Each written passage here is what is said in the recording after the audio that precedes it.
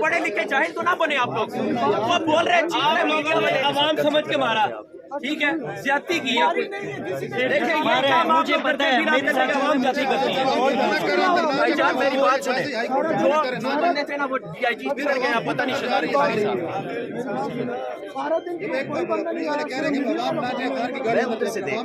चलो इदरीस बताया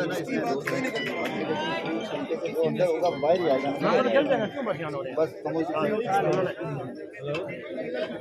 उनको किसी को पता तो सही था, किसी को सही दल कहाँ भाई नंबर सेफ और सेफ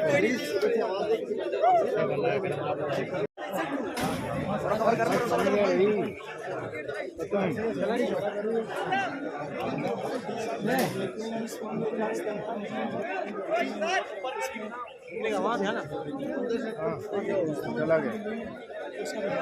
आप उधर से मेरे ख्याल में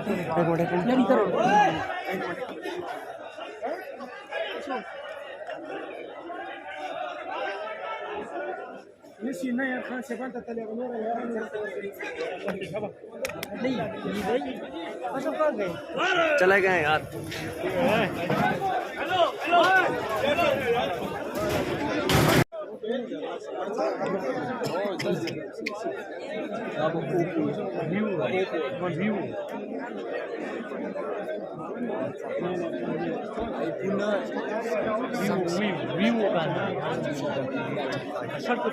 यहाँ से ना पूछिए पढ़ेंगे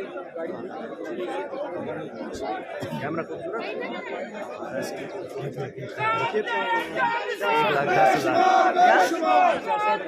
एक दस